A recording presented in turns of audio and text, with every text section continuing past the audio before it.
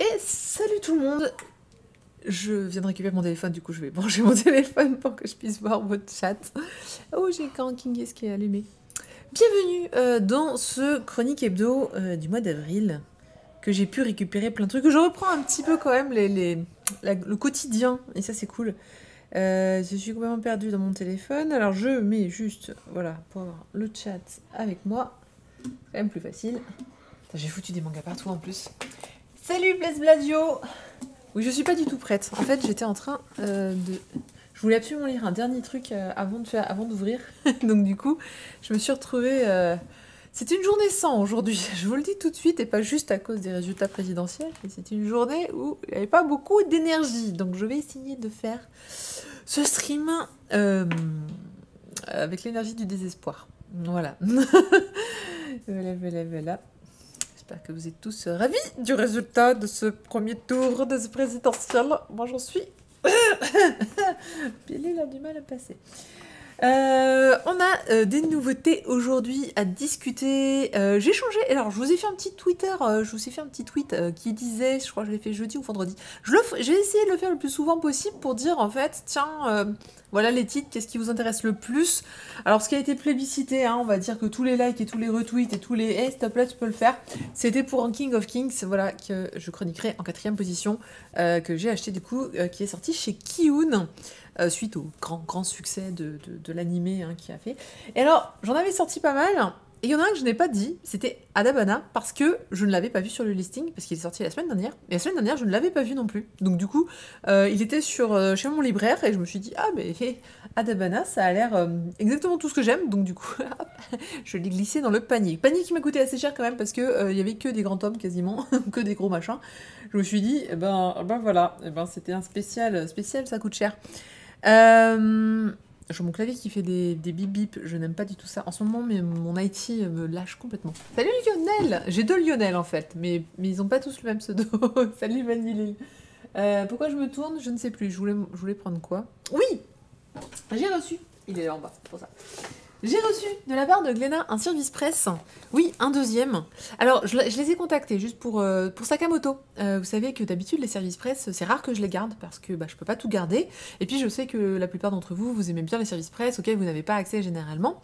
Donc, j'ai contacté Glénat et je leur ai demandé si gentiment je pouvais offrir donc le service presse de Sakamoto. Alors, je leur avais proposé ce que je fais d'habitude, c'est-à-dire un concours Twitter. Plutôt un giveaway Twitter où je dis aux gens retweetez, éventuellement abonnez-vous, enfin des trucs un peu habituels. Ils m'ont dit ah non ça nous embête, donc moi je respecte totalement les éditeurs sur leur choix en fait.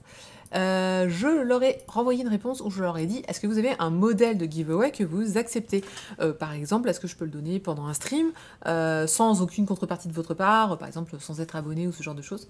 Donc j'attends qu'ils me disent, alors il est tout à fait possible que ce soit un éditeur qui me dise non, on interdit strictement que vous donniez ou vendiez, alors le vendre c'est évidemment on ne vend pas ses services presse, que vous donniez votre service presse, il est fait pour vous et donc vous êtes censé le garder. Et éventuellement, donnez-le à des amis, mais pas publiquement comme ça sur vos streams ou sur vos réseaux sociaux. Voilà, j'attends leur réponse. Encore une fois, je ne peux que respecter en fait ce que les éditeurs me demandent. Et puis on verra ce qu'ils vont proposer. En attendant, donc j'ai reçu un autre service presse de leur part, de chez Glénat. Je rappelle que je commence tout juste en fait avec Glénat, donc du coup il y a des petits rattrapages. Et j'ai reçu un titre que je n'avais pas chroniqué encore. Alors je vais pas le faire aujourd'hui, donc je vous présente juste le kit. C'est le livre des sorcières. Oui, c'est écrit à l'envers, voilà, je sais. Donc c'est une grosse boîte que j'ai reçue. Et en fait, le livre des sorcières, il est sorti en février dernier. Donc c'est pour ça que comme je disais, ça arrive souvent quand on commence à bosser avec des éditeurs que ils t'envoient des choses qui sont peut-être et que... En plus, ça tombe bien, je n'en avais pas parlé du livre des sorcières, je ne l'avais pas du tout eu. Et en fait, à l'intérieur, donc il y a la grande fiche, hop, qui en général, c'est le résumé, la présentation. Et alors ça tombe bien parce que le tome 3, il est sorti cette semaine. Donc du coup, ce que je m'étais dit, c'est je vais acheter le tome 3.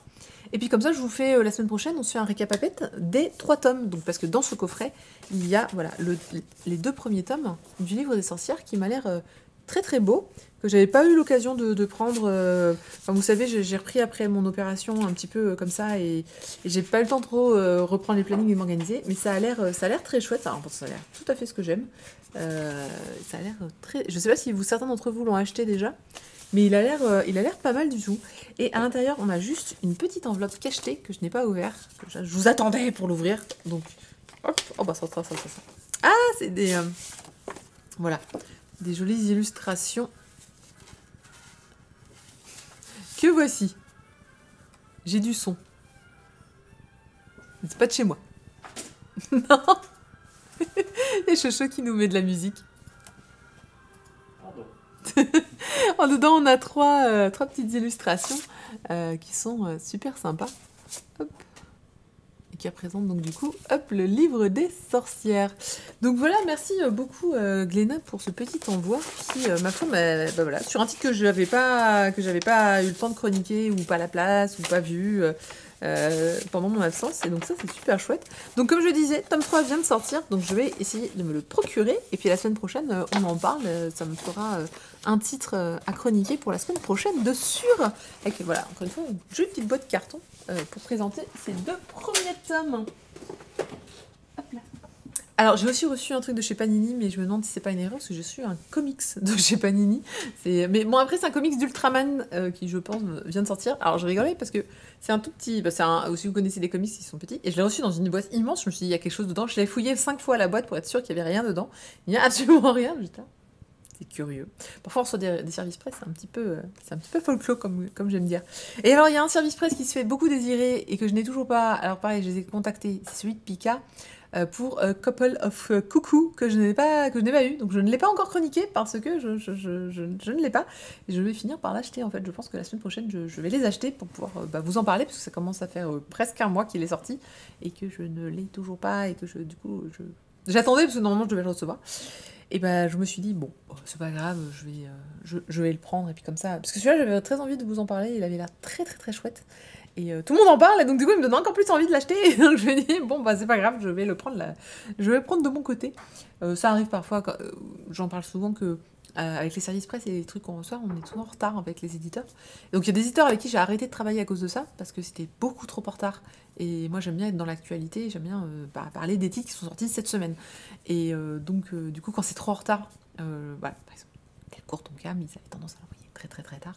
Et donc du coup j'ai dit, bon bah on arrête de bosser ensemble, je vais les acheter de mon côté, hein, comme ça je suis sûre d'être bien. Et donc ça tombe bien parce qu'aujourd'hui on va parler de Ghost Girl. Oh, quelle super transition. Excusez-moi, je vais m'envoyer des fleurs là. On va parler de Ghost Girl, qui est un manga. Alors j'en ai parlé la semaine dernière où j'ai dit ça a l'air bien, faut que j'en parle. Quelle erreur. Non, pas l'erreur que ce soit bien. Akisa Saike. C'est un pseudonyme ou son vrai nom, j'ai un doute. Mais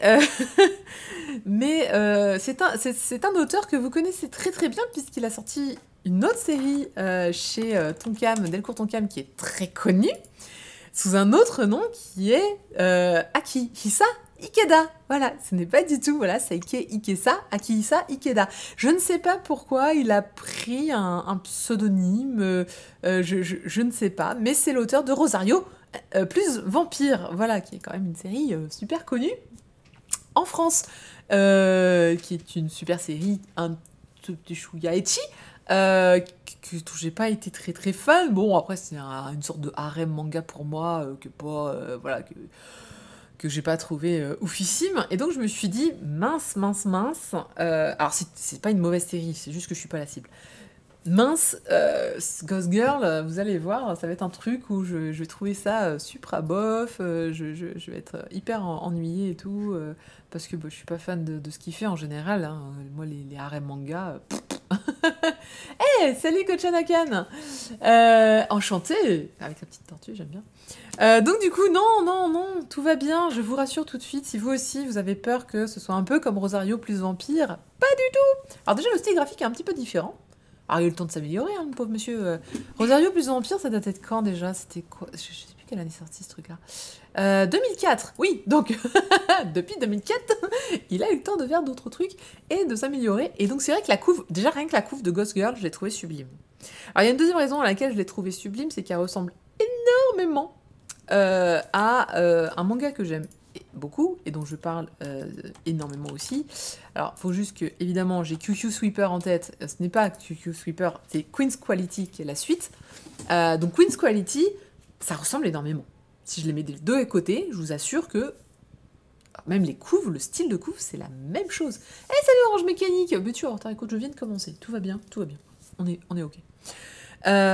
Donc ouais, cette couve m'a vachement intriguée. Alors il est épais, hein, le volume il est super épais. Moi ça m'a donné envie, je me suis dit ok, une fille avec une faux, un mec derrière. Pour être très très très honnête, sur les catégories éditoriales japonaises, je m'étais dit c'est pour un public féminin.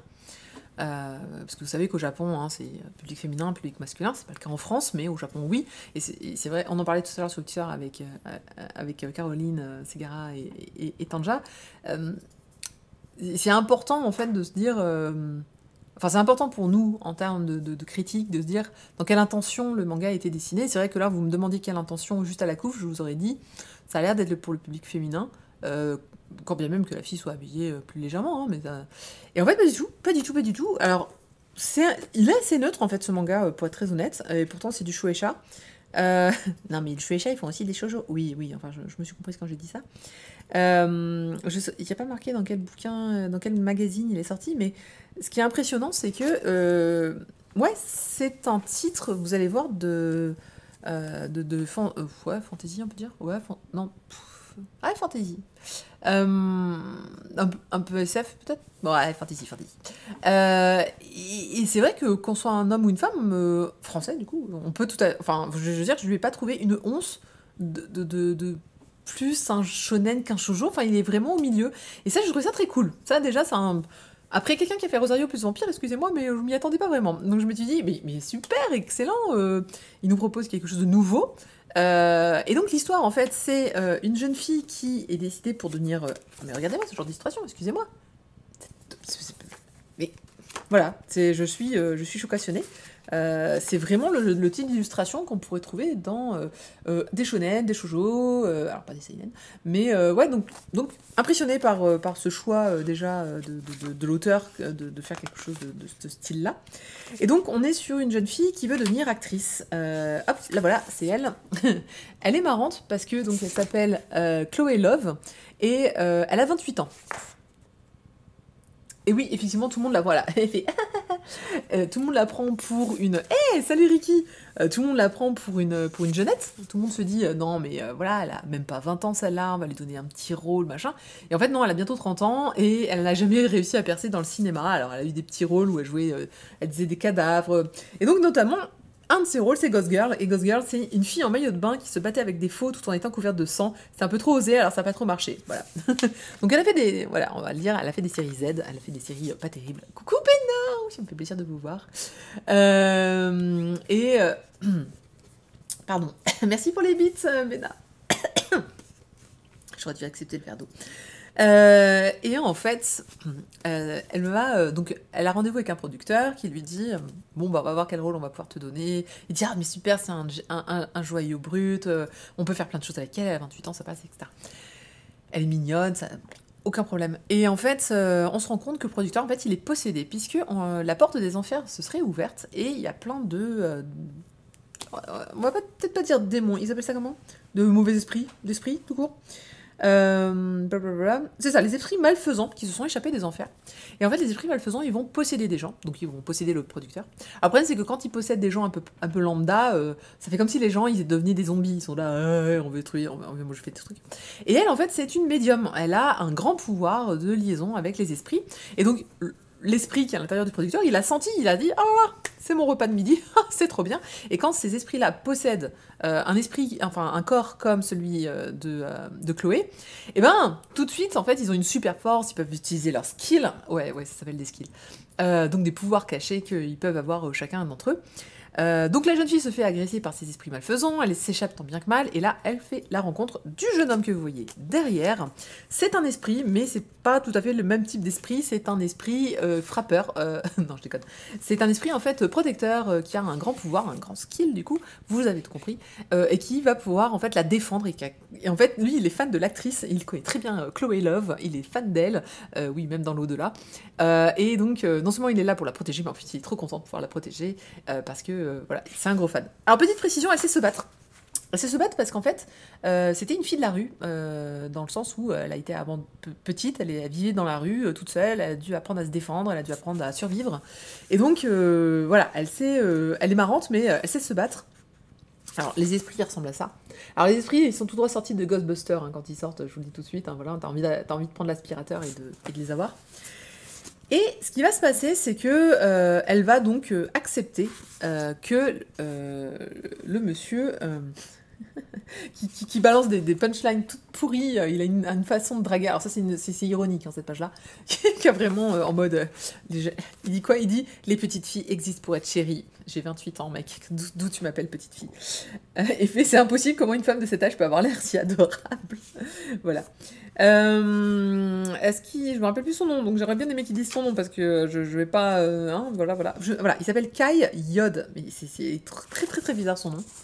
Il a de la classe, hein, il est plutôt sympa, et il a des chaînes en fait. Alors c'est les chaînes que vous voyez, il a un grand pouvoir avec des chaînes, mais encore une fois, voilà, il a un pouvoir limité, et il va donc lui dire, écoute, si tu veux qu'on s'en sorte, et qu'on ne soit pas bouffé par ces créatures-là, qui sortent, voilà, qui sont des créatures malfaisantes, il va falloir que tu me laisses en fait te posséder, pour que tu puisses ressortir mon pouvoir, en fait. Et son pouvoir, c'est cette faux.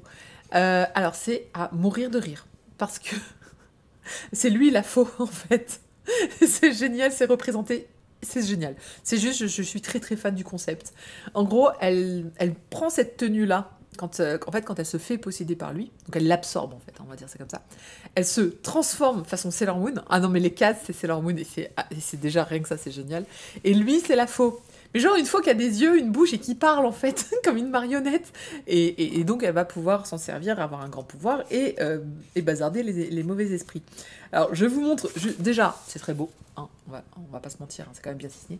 Et alors, il faut que je vous montre la faux, parce que c'est... Voilà, alors, lui, quand il se fait absorber, en fait, voilà, reprend sa forme d'esprit, se fait absorber par la jeune fille. Alors vous le voyez pas très bien, mais c'est les planches où elle se transforme, et c'est vraiment les planches à la Sailor Moon, avec absolument tout le design.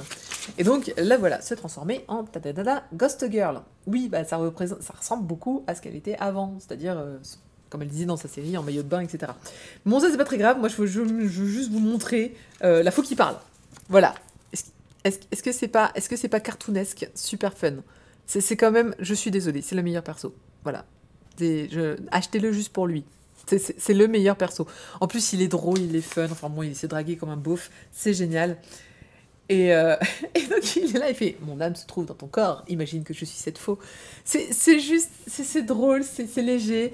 C'est pas du tout ecchi. Hein. Sachez que, malgré ça, c'est absolument pas, pour l'instant en tout cas, ecchi de ouf, de rien. C'est juste marrant, et donc lui, il est fun. Il a juste une drague lourde, mais ironique. Enfin, moi, je la prends comme de l'ironie, parce qu'elle est tellement lourdingue. Et elle aussi, elle est là, à chaque fois, elle fait « Non, mais t'es lourd, en fait. Non, mais tu es un gros pervers. Va-t'en. » Donc voilà, voici notre chère jeune fille qui doit se battre contre les méchants, voilà, hein, comme celui-ci, avec la faux. Elle se débrouille plutôt bien, parce qu'elle a un talent assez naturel, et une fois que tout ça est fait, elle rentre chez elle bien gentiment. Lui, il décide de devenir son serviteur, en fait, il décide de rester avec elle pour la protéger et de devenir les meilleurs du monde ensemble, c'est-à-dire combattre les esprits malins, malfaisants, encore une fois. Ce serait curieux de voir Sonotion réaliser un film sur ce manga. Alors, je connais pas Sonotion, mais si tu me donnes quelques films qu'il a fait, écoute, ça serait... parce que moi, il y a plein de gens que je vois pour faire ce genre de film. Effectivement. La suite du bouquin, on y rencontre un autre personnage, il s'agit de Noël, parce que lui aussi, il est très très cool. Et Noël est un esprit, et je vais pas en dire beaucoup plus parce que ça serait spoilé, mais sachez juste qu'il est lié à des chats. Et donc ça va mal se passer pour lui. Voilà, donc en gros, tout ça, ça va former une petite équipe assez forte, et ils vont ensemble se faire enregistrer en tant que chasseurs officiels en fait d'esprit auprès des enfers, si je ne me trompe pas. Hein, ils vont carrément dans le bureau des enfers et dire voilà, est-ce que vous avez des missions pour nous? Ils vont accepter les missions et ça va pouvoir les payer, parce que Ghost Girl, elle est bien gentille, mais elle a donc 2 bouches à nourrir de plus à un moment, et elle se dit je vais jamais y arriver, moi déjà que je faisais des petits boulots à côté pour tenir la route. Donc c'est là où Yod va lui dire non mais t'inquiète pas, on va faire des missions de médium, et puis comme ça tu vas gagner un petit peu d'argent. Voilà. C'est qui le Ichigo de Wish? Alors, il y a les mauvais esprits. Non, c'est pas des mauvais esprits. C'est un esprit, mais c'est pas un mauvais esprit, puisqu'il est chasseur chasseur de mauvais esprits. Ah oui, oui, oui, oui, oui. Attends, il y en a un qui me parle. Gosyanaka, il y en a un qui me parle. Attends, tu sais, moi, les noms, déjà les noms des acteurs, je les retiens jamais. Les noms dans les mangas, je les retiens pas. Je suis une quiche quand il faut tout de suite sortir un nom. Non, moi, je voyais... je voyais tellement... Celui qui a fait... Moi, je voyais les... comment ça s'appelle? Les sœurs. Allez, les sœurs, déjà, ça devrait vous aider. Celles qui ont fait Matrix. Je les aurais tellement vues sur ce genre de scénar. Je sais pas pourquoi. Mais voilà. J'ai perdu leur nom. En plus, c'est un nom... c'est pas un nom... Avec un chi. Ok, d'accord, très bien. On passe à autre chose. Merci, Wachowski. Alors, en vrai, je pensais à Chi, tu vois. Je me demandais de quelles origines elles étaient, parce que Wachowski, je m'étais toujours dit que ça faisait russe ou ça faisait Europe de l'Est. Mais bon, ceci n'est pas le débat. Ghost Girl, au final, c'est très fun. C'est très bien dessiné. C'est de l'action. Regardez-moi ça. Il y a des très très belles planches tout le temps. Polonaise. Pas bête. Il y a des belles planches. Les personnages sont fun. Il y a de l'humour. C'est logique. Voilà. Franchement, je n'ai que de bonnes choses à dire sur le sujet. Je cherche la planche qui m'a fait vriller, où je me suis dit c'est super beau. Il y a quand même des planches de oufissime. Voilà, ouais, non, il y a du level. Pour un titre où je me suis dit, non mais vous allez voir, ça va être un truc shonen harem, bof. Alors déjà, ça serait harem inversé. Alors l'héroïne s'en moque à un moment, pareil. Il y a beaucoup de mise en abîme quand même. L'héroïne se dit à un moment, tiens, c'est marrant, j'ai l'impression d'être une héroïne de harem inversé, puisque les harems, c'est plutôt un garçon et plein de filles. Là, pour l'instant, c'est plutôt l'inverse. Je disais, pas ichi de rien pour l'instant. On pourrait juger de la tenue de l'héroïne quand elle se transforme, mais vous allez voir qu'elle a plusieurs formes, et ça c'est cool. Éventuellement, il y a peut-être cette planche-là, mais ça sera la seule que vous verrez. C'est pour... mais c'est parce que le skill de ce... En fait, c'est le chaos. Et c'est le skill en fait de ce perso, c'est elle approche les personnes qui lui plaisent, peu importe leur sexe, et les envoûte pour les rendre complètement folles d'elle.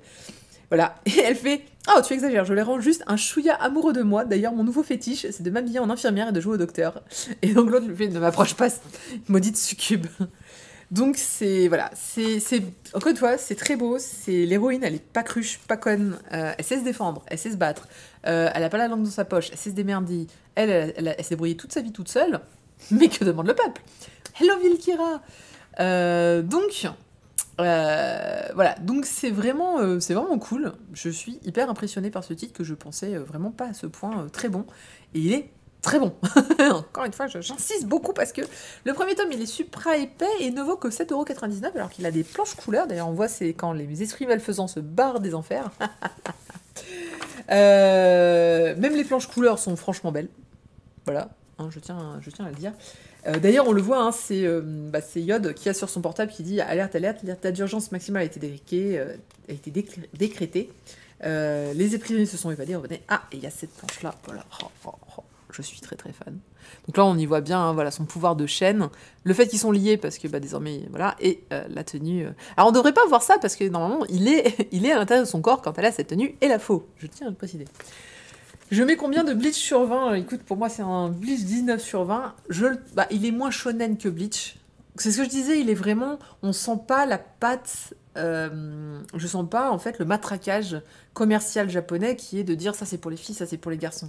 Il se trouve que je le trouve hyper neutre, ce qui est vraiment, vraiment appréciable. J'insiste, c'est génial de faire ça, parce que là, je peux vous dire, mais tout le monde peut l'acheter. Alors non, je dis pas que les shoujo c'est pour les filles et que les shonen c'est pour les garçons, c'est pas ça.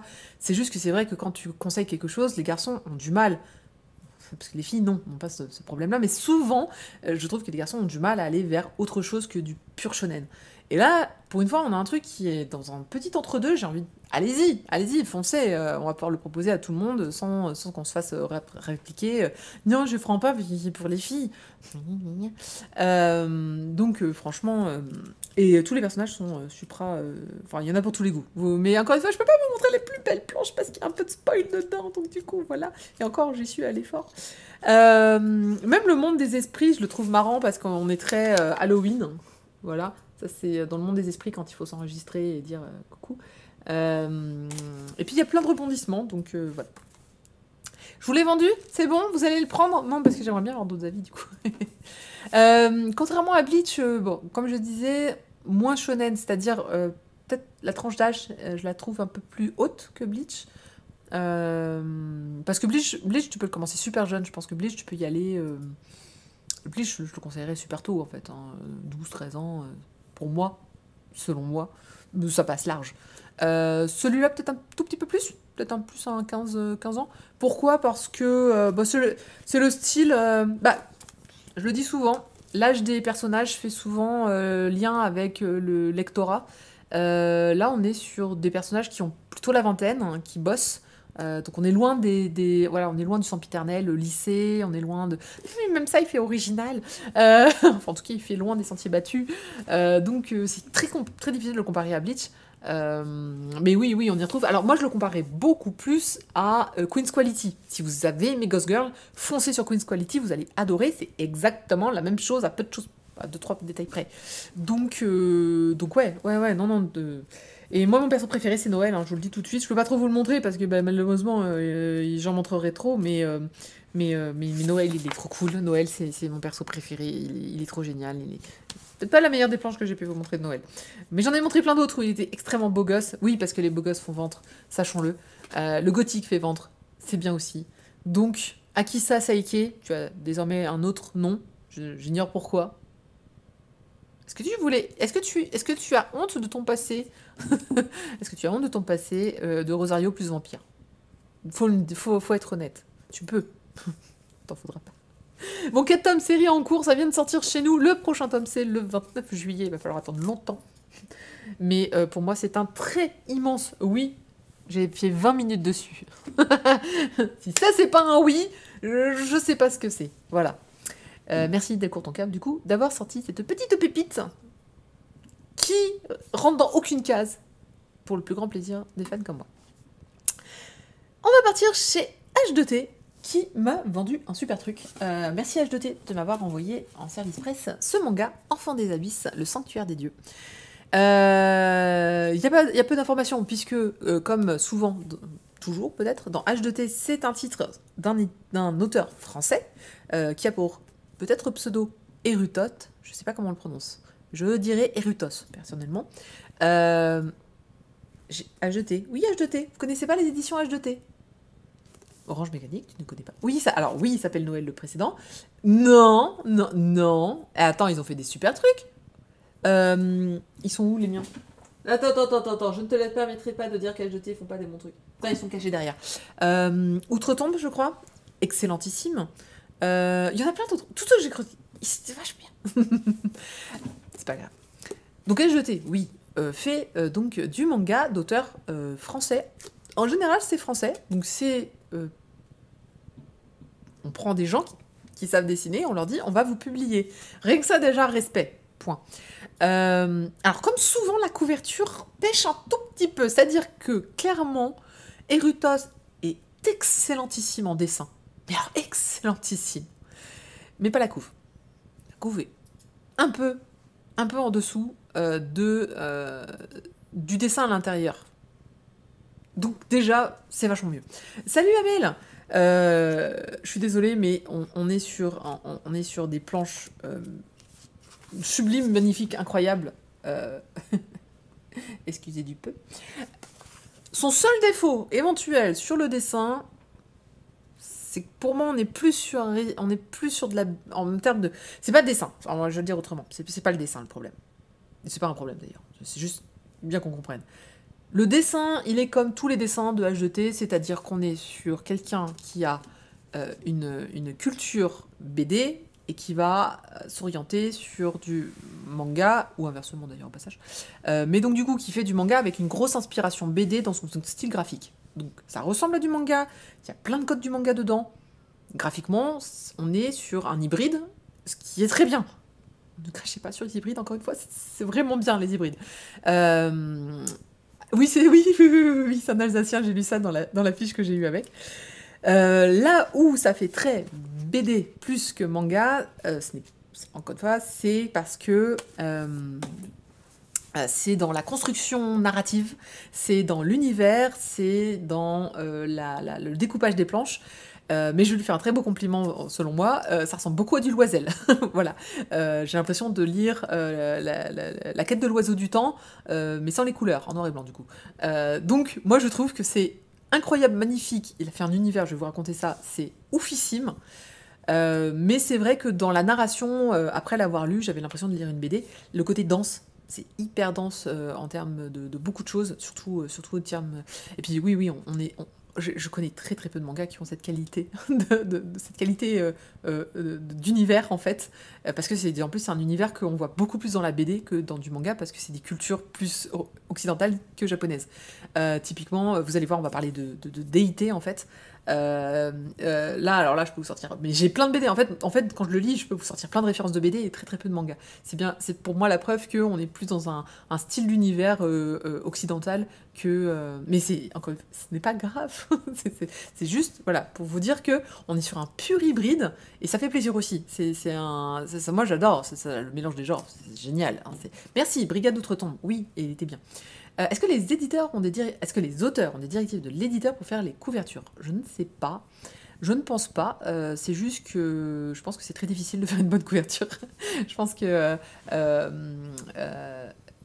faut savoir que dans les mangas, en fait, quand tu es prépublié dans des magazines, tu fais souvent des couvertures couleurs.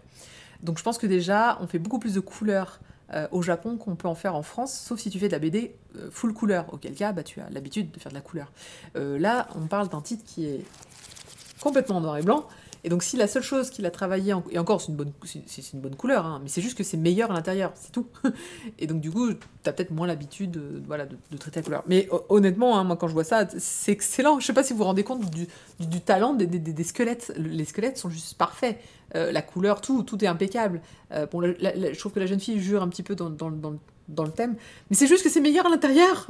Donc du coup, je suis un peu malheureuse parce que je trouve que c'est excellentissime à l'intérieur, et j'aurais aimé que ça se ressorte plus dans la couve. Alors il y a quelques pages couleurs, hein, voilà. Attendez.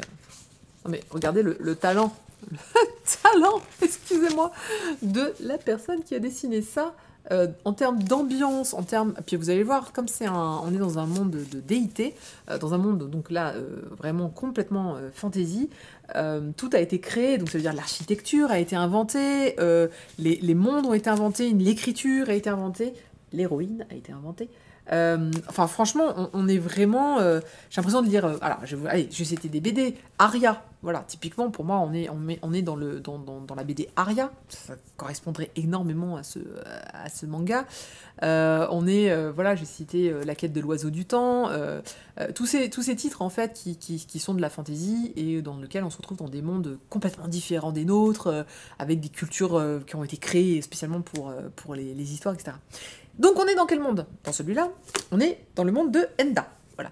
Enda, c'est une ville, c'est un monde, on peut dire. Ouais, c'est un monde, on peut dire que c'est un monde. C'est un monde avec ses cultures, ses codes propres. On est sur un monde qui n'a aucune technologie. On est sur un monde qui est plutôt, si je devais le rapprocher quelque chose de nous qu'on connaît, peut-être les Incas, à peu près, hein, mais en plus civilisés, parce que les Incas étaient très civilisés, mais c'est juste que pour vous faire une petite idée, on est plus sur des Incas, mais m'imaginez pas des sauvages, hein, des gens qui ont des castes, des gens... Oui, parce que l'idée qu'on se fait des Incas, parfois, elle est un petit peu barbare. Et donc, il y a différentes... clans qui correspondent à différents castes d'humains. Et en fait, on va dire que chacun a... un peu comme si je vous disais qu'il y avait... non, c'est trop compliqué. Il y a différentes castes d'humains avec différents sangs différents, avec différentes features différentes. Ah bah tiens, comme dans FF14, voilà, vous avez les micottes, les lalafels, voilà, bah là c'est pareil. Vous avez différentes races d'humains, voilà, on peut dire race d'humains dans ces cas-là, puisque ils sont complètement différents. Hein. C'est un peu comme vous avez les nains, vous avez les elfes, et voilà. Bon bah c'est pareil, sauf qu'ils ont leurs propres caractéristiques qui sont propres à cette série. Je vais y arriver. Karusan, on en a parlé. Super. Ah oui, Skillfat, oui, non, Skillfat, ouais, je l'ai pas chroniqué celui-là parce que j'avais pas eu le tome 1, et il faut que je le fasse. Donc, ces différentes races font un truc ignoble. C'est qu'une fois de temps en temps, ils vont prendre les sans-familles. Alors les sans-familles, hein, c'est les orphelins. C'est les orphelins dont on ne sait pas de quelle caste ils appartiennent, de quelle race ils sont. Et donc on va tous les rassembler et puis on va en faire des enchères. Ah, trop bien. Pourquoi? Parce que visiblement... les Lalafell, c'est pas un hors d'œuvre. Non, c'est des personnages dans FF14 qui sont plus petits. C'est comme des nains, en fait. Et donc, pendant ces enchères, chaque race va essayer de récupérer, en fait, ceux qui appartiennent au leur, en fait. Et puis après, ils vont les mettre dans les familles, c'est très bien, ils vont être adoptés. Félicitations, un avenir radieux s'offre à vous. Et puis, un jour, lors d'une cérémonie, on va découvrir donc notre jeune héroïne, qui est évidemment Kineke, voilà. Oui, c'est ça, Kineke. Et Kineke, en fait, elle est jolie. Donc déjà, on se dit, ah là là, les enchères vont monter vite. Et donc, il y a les espèces de moires qui arrivent et qui font leur œuvre pour savoir de quelle race elle est issue. Et là, on voit aucune race connue, en fait. Par conséquent, ils sont quelques-uns hein, à être comme ça dans ce cas-là. Et bon, on les emmène donc au palais, on leur donne à manger. Et puis on leur dit, bon bah très bien, vous allez être sacrifiés. Trop bien. Et oui, vous n'appartenez à personne, personne ne vous manque, vous n'avez aucun foyer dans lequel revenir, personne ne veut de vous. Par conséquent, vous allez servir à la cité entière, vous allez être sacrifiés aux dieux. Et des dieux, il y en a un paquet en fait dans ce monde-là. Alors il y a une petite histoire au début qui vous est racontée, qui donne un petit peu le là sur les déités hein, dans ce monde, qui sont pas super sympas, qui dévorent tout le monde, surtout la nuit. Et donc on lui explique voilà, que c'est fini pour toi, tu vas être sacrifié aux dieux, on va t'amener sur une petite barque, et puis tu seras mangé par eux, et grâce à ce sacrifice, les dieux seront contents, et la cité va prospérer comme elle prospère depuis des années et des années. Oui, c'est bien un cas du coup, oui, et voilà. Donc notre chère héroïne découvre son sort lors de ce banquet un peu morbide, est amenée effectivement donc sur une petite embarcation sur laquelle elle est attachée avec ses comparses et direction en fait l'entrée du sanctuaire des dieux dans lequel elle va découvrir le triste sort, c'est-à-dire des créatures qui n'ont rien de Dieu et qui vont essayer de bouffer tout le monde. Voilà. Sauf que les dieux existent bien, ils sont bien réels, ils sont juste pas tout à fait ce que les hommes en disent. Et l'un de ces dieux va sauver notre héroïne. Hop là.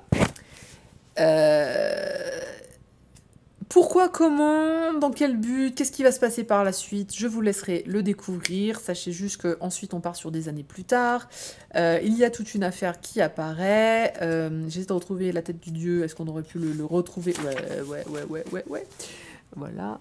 Ouais, on le voit un petit peu. Il a les purs styles, les purs dessins, je suis d'accord. Et donc, en gros, voilà, l'histoire commence sur le pourquoi l'avoir sauvée, pourquoi elle. Elle n'est pas la seule à avoir été sauvée, d'ailleurs. Un autre a été sauvé à un autre endroit, dans un autre moment, dont je n'ai pas parlé, et je vous laisse découvrir. Et ensuite, on va découvrir voilà, le destin de Kineke dans ce monde. Alors, comme je le dis, des années plus tard, elle a un peu grandi, puisqu'au début, elle est vraiment une enfant. Et sur le pourquoi elle a été sauvée. Donc c'est... Il y a des... Oh là là, c'est beau. Ah, c'est beau. C'est beau, c'est impressionnant, ça se lit très très bien. C'est assez dense sur, encore une fois, la lecture. C'est tellement dense que de temps en temps, j'ai pas très très bien compris l'action, pour être très honnête. Mais ce niveau-là, c'est un niveau de BD professionnel, je suis désolée. Surtout au niveau des regardez-moi les décors qu'il y a, c'est blindé de beaucoup de choses en fait. Mon pote Cara aimerait bien aussi cette BD, je pense. Donc du coup voilà, c'est vraiment un titre extraordinaire. Dont le seul défaut est finalement voilà, d'être légèrement dense. J'ai pas tout compris sur certaines histoires, j'ai pas tout compris à un moment sur... En fait, c'est très mystérieux. Il y a beaucoup de choses qui sont suggérées plus que dit. Du coup, il faut tenir la lecture. Il faut se dire, ok, où est-ce qu'il a voulu en venir? Est-ce qu'il y a une histoire cachée? Notamment parce qu'au début, on vous raconte une légende. Donc, c'est pas évident de comprendre les tenants et les aboutissants parce qu'il y a beaucoup de non-dits, il y a beaucoup d'explications où il faut s'accrocher. Je pense que ça fait plus de sens en lisant la suite ou en relisant le tome 1, que j'ai lu peut-être un petit peu vite aussi. Mais voilà, C'est pour moi sans doute un des meilleurs H2T qu'ils aient pu sortir. J'ai été bluffée par le talent incroyable de Erutot. Si c'est son premier titre, j'en suis. Je pense pas, j'espère pas. Il met comme petit mot. Il y a encore peu de temps, je parcourais les librairies à la recherche de nouveaux univers à découvrir. Et pouf, c'est moi qui me retrouve de l'autre côté de l'étagère pour faire découvrir mon univers. Si ça, c'est pas une expérience à vivre. Hommage aux auteurs vivant avec leurs fidèles compagnons, Erutot, que l'on voit avec plein de chats. Et ça, c'est cool. Et il y a un chien, je pense aussi. Donc voilà. Si vous aimez vraiment les univers... bonjour, Videx, je ne me trompe pas. Si vous aimez les univers nouveaux, si vous aimez vraiment tout ce qu'on peut se faire... Alors, encore une fois, j'ai tellement de BD en tête qui ont fait ça et qui sont juste... mais contentez-vous d'Aria, c'est déjà pas si mal. Et si vous n'avez pas lu Aria, bah, vous savez ce qu'il vous reste à faire, puisque c'est vraiment malheureux dans sa vie de ne pas avoir lu Aria. Ou La quête de l'enfant de l'oiseau du temps, d'ailleurs, au passage. C'est un univers incroyablement riche, complètement personnel, d'un imaginaire foisonnant, avec des fourmis de dieux, vous allez voir, on rencontre du coup une pléthore de dieux, puisqu'ils vivent dans un sanctuaire, en fait, d'où le nom, le sanctuaire des dieux. La ville, avec ses travers, etc. Bon, ah oui, c'est cliché, le fait de sacrifier des gens, et qu'en fait, ils sont pas si gentils. Oui, bon, certes. Mais il y a plein... Vraiment, c'est dense, c'est complet. Le prochain tome... J'ai mis où la fiche? Je l'avais dans les mains il y a 5 minutes. J'ai lu Octobre. Si j'ai retenu le nom, c'était Octobre 2022. J'étais sûre d'avoir la fiche. C'est les fiches que l'on a en fait quand ils vous envoient des services presse, mais c'était juste parce que pour être sûr de mes infos. Parce que non communiqué, si, là il y a marqué tome 2, bon, juste en octobre, ce qui passe si mal.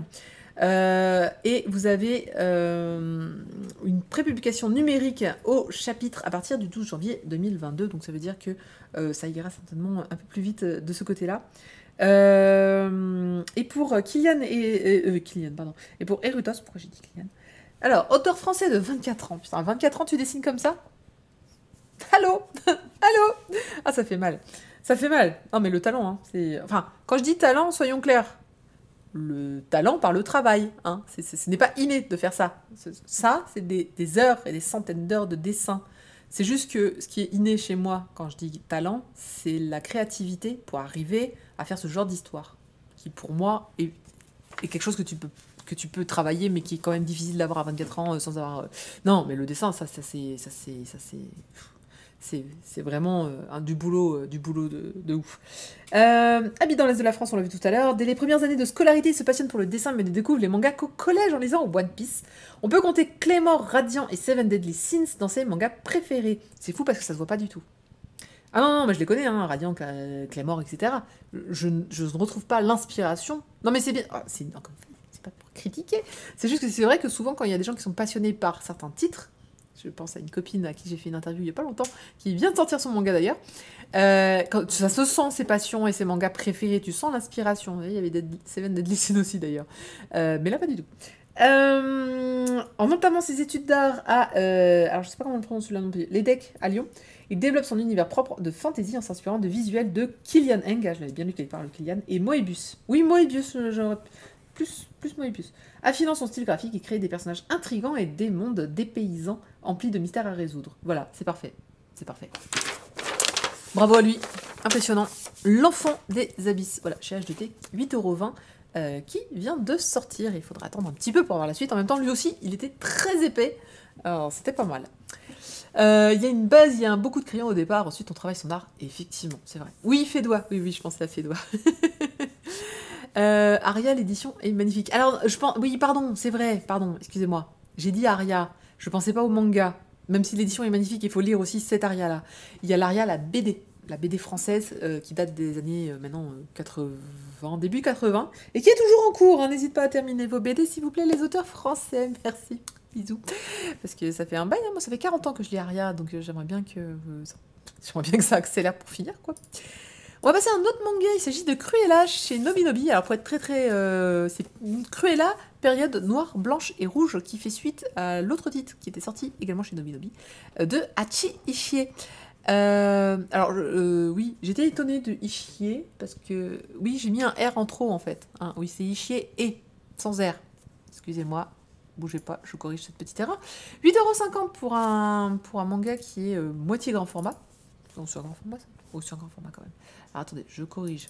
Ça m'embêterait de laisser cette petite faute. Hop là. Parce que dans ma tête, Ishier, c'est ER en français, mais c'est E en japonais. Voilà. C'est un one-shot donc qui retrace la période noir, blanche et rouge de Cruella. Alors, oui, c'est un manga Disney. Enfin, à la base, c'est le Disney, hein, c'est les 101 Dalmatiens.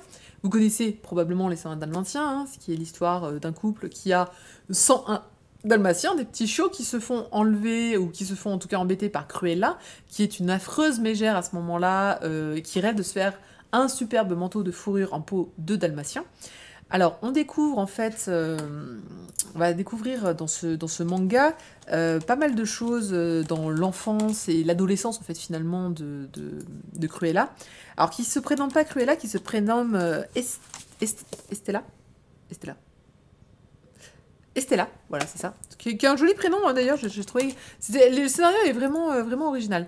Alors, bougez pas, c'est juste que je voulais voir comment s'appelait le précédent titre. Et évidemment, je ne le retrouve pas. Bon, c'est pas très très grave. Mais je cherchais. Non, je le retrouve pas, c'est très malheureux. J'étais certaine qu'il y avait un autre manga de celui-là. En gros, ce qu'il faut comprendre, c'est que dans cette histoire, Cruella, en fait, son enfance, c'est qu'elle avait une maman, oui, comme tout le monde, comme souvent, et sa maman, en fait, est décédée lors d'une grande soirée d'une grande designeuse, poursuivie par des Dalmatiens, et elle est tombée d'une falaise, si je ne me trompe pas. Et donc ça a traumatisé la jeune Estella qui s'est retrouvée dans un foyer. Et en plus, elle a les cheveux noirs et blancs. Donc ils sont partagés en fait. Oui, comme moi. C'est le film Cruella adapté en manga. Alors oui, c'est ça. Et donc du coup, ce qui va se passer, c'est que on va découvrir que elle va se teindre les cheveux en rouge parce qu'elle supporte pas ses cheveux noirs et blancs. Et en fait, dans ce manga, c'est un peu le virage vers Cruella. C'est comment elle va se passionner pour le design. Comment elle va assumer finalement ce qui elle est et comment elle est, c'est-à-dire avec ses cheveux noirs et blancs. Ça va être... alors on va voir qu'elle va faire plein de larcins, hein. Elle est quand même c'est quand même une voleuse à la base. C'est une grosse introspective en fait sur Cruella. Moi je l'ai trouvé bien amenée. Voilà, on est dans le Londres des années 70, au carrefour de la mode. Estella, l'arnaqueuse, s'imagine devenir styliste. Et c'est une histoire inédite et complémentaire au film Cruella, pour info. Alors, il y a un style très Moyoko Hanno, vous verrez, que je trouve pas vraiment bon pour ce genre d'histoire. Ça passe très très bien, un peu surtout avec le style de Cruella. Et le Londres 70, il est plutôt bien représenté. Alors, on y retrouve le début du rock, on y retrouve pas mal de choses. Avec beaucoup de personnages qui vont influencer en fait Estella à devenir Cruella, ou pas d'ailleurs, hein, dans ses échecs comme dans ses réussites. Mon seul regret, c'est que souvent je trouve l'impression pas très nette. Voilà, sur le genre de planche par exemple, chez moi en tout cas, les traits semblent s'effacer. Je sais pas si c'est parce que les noirs ont l'air plutôt bons, mais c'est peut-être le style en fait de l'autre. Trice, d'avoir cet effet vraiment effacé de tout. C'est comme si elle avait gommé en fait beaucoup de trames. Et ça donne un effet pas très dense. Parce que parfois, elle nous fait des super planches quand même, qui le sont, elle, pas du tout, et qui sont bien noir et blanc, sans problème, avec toutes les définitions. Donc c'est pour ça que je pense que c'est vraiment un style à part. Moi, j'ai bien aimé. Voilà, c'est de l'introspection de ce personnage que je trouve hyper intéressant. Donc, si vous avez vu le film, ça peut vraiment, vous aimeriez.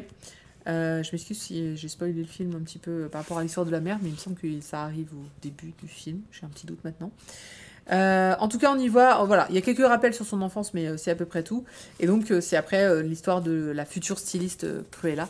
Moi, j'ai bien aimé, encore une fois, c'est parce que j'aime bien ce personnage. Donc, alors, j'ai détesté Les 101 Dalmatiens. Je déteste ce film. Je sais pas pourquoi, je le trouve pas fan, je le trouve pas très intéressant, pas très ci et ça. Mais le personnage de Cruella, tel que dans le film Cruella, je l'ai beaucoup aimé. Voilà. Donc je suis contente qu'ils en aient fait quelque chose, je suis contente qu'ils en aient sorti un manga. Parce que je le trouve plus intéressant que la folle dingue des 101 Dalmatiens. Parce que dans les 101 Dalmatiens, elle est complètement dingue en fait. Voilà. Alors, elle perd déjà comme un peu la tête dans ce manga, puisqu'en fait, Cruella, c'est son personnage, c'est sa tête, enfin, c'est sa tête pensante, on va dire ça comme ça. C'est un personnage qu'elle a dans sa tête et qui parle, qui exprime ses émotions. Là où Estella, en fait, cache complètement ses émotions, cache qui elle est, cache ses cheveux, elle a normalement toujours un chapeau, bah là, elle commence une période sans chapeau. Voilà, c'est l'histoire d'une femme qui s'affirme. Si on oublie Cruella, telle que dans les dessins animés, ça, c'est l'histoire d'une femme qui s'affirme et qui va prendre en main son destin. Et ça, c'est plutôt cool. Et donc, du coup, ce manga est plutôt cool. 8,50 €, c'est un grand volume. Malheureusement, il n'y a pas de page couleur. Enfin, s'il y en a une, mais c'est pour le titre et ça. Voilà. Le gâchis de page couleur par Disney. C'est dommage, j'aurais préféré une illustration quand même. Mais bon, c'est pas grave. Ouais, le Disney est très manichéen, évidemment. Mais bon, c'est... Et on va passer à ce que tout le monde m'a demandé.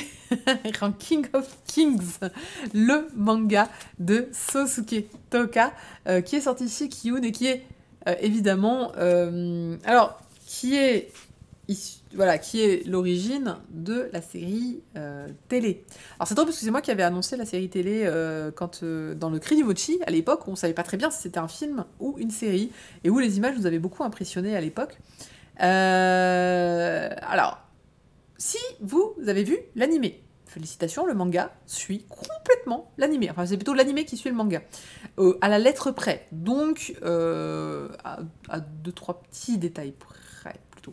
Mais allez-y, si vous avez aimé l'animé, vous aimerez le manga, puisque c'est exactement la même chose. Si vous n'avez pas... Oh, j'aime bien, moi, cette couve. Si vous n'avez pas vu l'animé et que vous êtes curieux, parce que tout le monde vous a dit que c'était très bien, lisez le manga, hein, c'est pas plus mal, parce que du coup, c'est la même chose. Ou jetez-vous aussi sur l'animé, qui est très bien. Si vous n'avez pas aimé l'animé, il y a des chances que vous n'aimiez pas le manga. Du coup, ça semble aussi logique. Voire même, vous risquez de moins aimer le manga, qui est un petit peu moins bien dessiné, puisque le manga a un style graphique très original. C'est le même que l'animé, en un peu moins bien, mais c'est tout. Alors oui, ouais, la VF est exceptionnelle, c'est normal, parce que c'est Brigitte Lecordier qui fait la voix du héros qui est muet. Vous prenez cette info comme vous voulez. Alors, Ranking of Kings, moi je trouve que c'est un excellent titre. Voilà, c'est dit, c'est comme ça. Le scénario, je le trouve incroyable. D'ailleurs, je crois que j'en avais déjà parlé, parce que je crois que j'avais chroniqué l'animé, de souvenir, parce que je me vois vous dire que je me demandais si c'était pour les enfants ou pas. Ou alors je l'ai fait dans le Crédit Mochi et que j'ai confondu les deux émissions, mais c'est pas très grave. Moi, je le trouve vraiment original, et je crie au génie. Je comprends qu'il y ait des gens décrivent ça en disant « mais non, pas du tout ». C'est mon ressenti, après, chacun. C'est un débutant, le mangaka. Alors, c'est bien possible vu le style, et pourtant, ça serait impressionnant, là aussi, que ce soit un débutant, vu la qualité du scénario. Alors, par où commencer pour cette histoire? Donc, c'est une histoire, en fait, qui est présentée comme un conte pour enfants. C'est-à-dire que c'est l'histoire d'un royaume où vit un roi, et ce roi a 2 enfants. Le premier enfant issu de la première reine et le deuxième enfant issu de la seconde reine. Le premier enfant, c'est le tout petit Boji, puisque le roi est un immense géant titanesque qui a d'ailleurs vaincu une horde d'ogres il y a fort longtemps et qui a décidé de fonder donc un royaume pour que son fils n'ait jamais à manquer de rien. Son fils, c'est celui-là. À l'époque, puisque c'est le grand. C'est l'aîné. Sauf que son fils naît minuscule, petit comme ça, comparé à lui qui est un géant. Et il naît faible, muet et sourd. C'est pas évident. Ah, c'est ça, c'est une reconversion professionnelle. Intéressant. Donc, son fils est la risée du pays. Il est présenté comme un bêta qui ne comprend rien, puisqu'il est sourd et muet. Pour autant, en fait, c'est faux. Son fils a plein de qualités, notamment du cœur, hein, quand même, mais aussi il sait lire sur les lèvres, donc il comprend bien ce qu'on lui dit.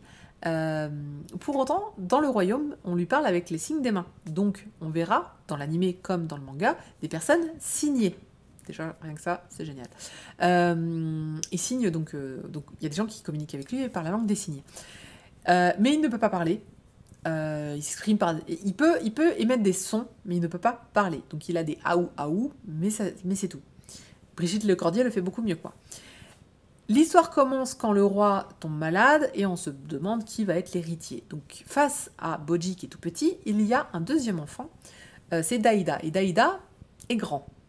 Il n'est pas géant, mais plutôt grand. En même temps, sa maman est une humaine, ancienne prêtresse, totalement de taille normale. C'est à se demander comment ils ont fait un enfant. Je suis d'accord. N'allez pas jusque-là. Daïda, lui, a été élevé comme un être plutôt condescendant, se sentant supérieur à Bojji, se débrouille bien. En fait, a de quoi devenir un roi, hein, très, vraiment. A de quoi devenir un roi. Voilà, il est fort, il a de la prestance, il parle bien, très bien. Bojji, à côté, ça fait un enfant de 4 ans et ça marche pas. Donc l'histoire commence quand le roi, voilà, il est malade, on se demande qui c'est qui va devenir le successeur. Et c'est l'histoire de Bojji qui clairement, en fait, a toutes les brimades du monde. Il est brimé par il est brimé par son maître d'armes, il est brimé par les gens de la cour, il est brimé par les gens du village, enfin du royaume. Il fait la rencontre d'une petite ombre. D'une petite ombre qui vient d'une tribu d'ombres assassines. Et cette ombre, en fait, si au début va se moquer elle aussi de Bojji, va finir par devenir son meilleur allié. Et en fait, le roi va décéder et le roi va dire le royaume revient à Bojji et la reine, en fait, va dire à tout le monde non, ce sera Daïda. Et donc l'histoire commence quand Daïda doit accéder au trône et que Bojji décide, lui, que dépité de tout, qui va faire quelque chose pour retrouver sa place, en fait. Donc finalement, Bojji n'est pas grand, mais il est vaillant. C'est exactement ça. Donc c'est l'histoire de la reconquête d'un petit personnage dont personne n'attend rien, dont vous-même, vous vous demandez comment il va faire pour devenir un roi. Il faudrait qu'il batte son frère, et on va le voir dans le premier tome que c'est plutôt lui qui se fait battre. Il va falloir qu'il convainque tout le monde. Et dès le premier tome, on va comprendre que c'est pas manichéen du tout. Que plein d'histoires sont cachées, qu'il y a du passé partout, qu'il y a de bonnes intentions partout, malgré ce qu'on pourrait croire. C'est compris dès le premier tome. Et que Bojji est aimé. Mais que Bojji doit partir à l'aventure, malgré tout, pour devenir... Enfin, doit partir pour mieux revenir, en fait. C'est un petit peu ça l'idée.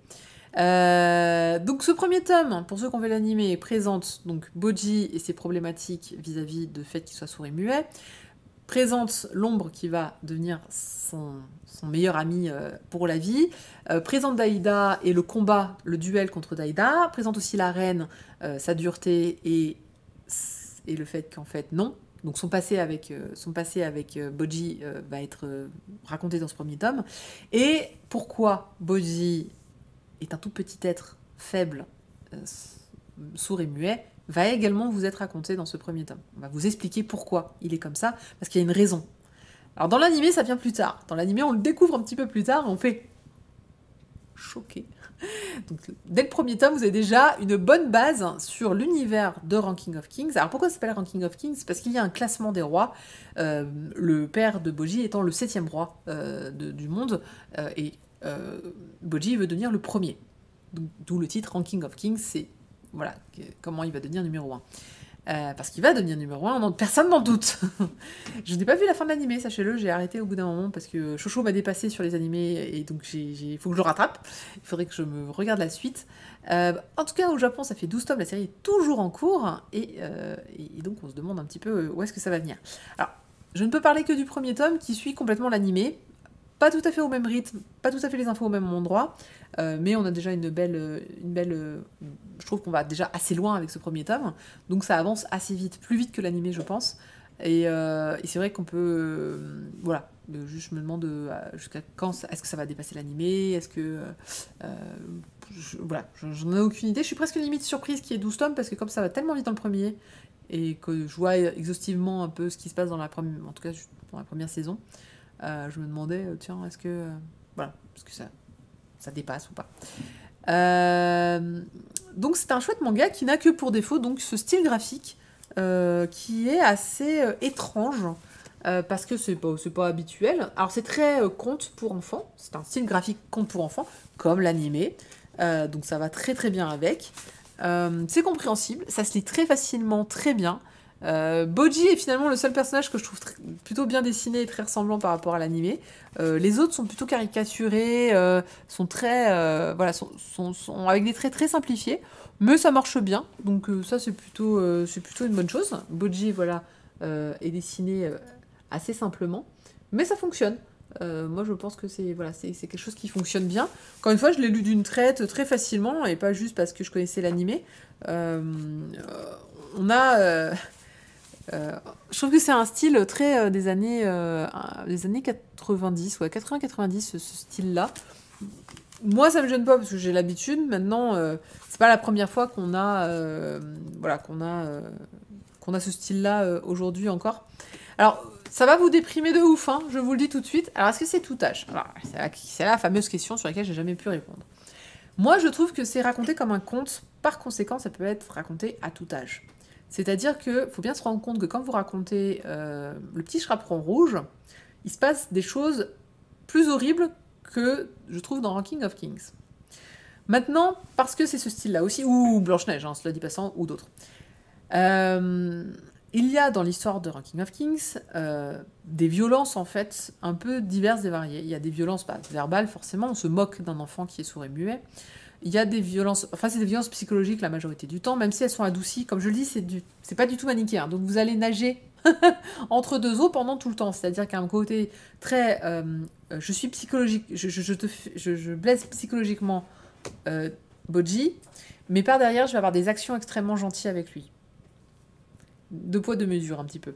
Et c'est expliqué. Et en fait, je trouve ça plutôt pas mal, même pour un enfant, de lire que les choses ne sont pas aussi simples que ça. Ça peut pas... Un personnage méchant ne l'est pas forcément sans raison. Est-ce que je le donnerais à Minizang? En toute honnêteté, vraiment, j'ai envie de dire oui. Après, il se passe des choses un peu plus loin qui me sont plus dérangeantes. Mais qui contribue encore une fois à cette espèce de comment dirais-je, conte un peu morbide. Typiquement, si je prends par exemple cette histoire d'Hansel et Gretel, Hansel et Gretel, c'est horrible. C'est la sorcière, elle plonge les enfants dans le chaudron pour les manger. Enfin, quand ils pensent, enfin, tous les contes que j'ai pu avoir dans mon enfance avaient cette part d'horreur en fait.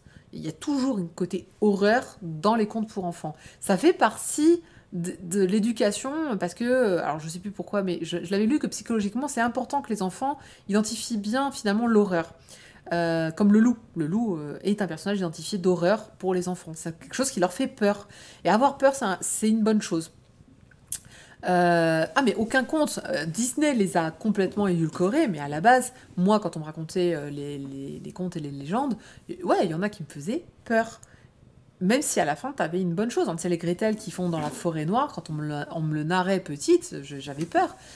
Mais c'est une peur que je peux maîtriser, qui est appréciable, je trouve. J'ai pas été traumatisée de lire ce genre d'histoire. C'est juste que voilà, c'était pour faire passer un message d'avertissement. Dans Ranking of Kings, il y a des moments vraiment, hormis les moments où c'est très triste et c'est très où tu pleures avec Boji, il y a des moments vraiment un peu style horreur. Encore une fois, je veux pas spoiler, mais on fait des trucs avec des cadavres à un moment. J'ai trouvé ça extrêmement... ah ouais, quand même. Je ne sais pas comment un enfant peut voir cette scène-là en se disant ah bah ça fait partie un peu de la magie de l'histoire, où tu te dis c'est pas réalisable pour de vrai, mais pourquoi pas, tu vois, un petit peu comme ça.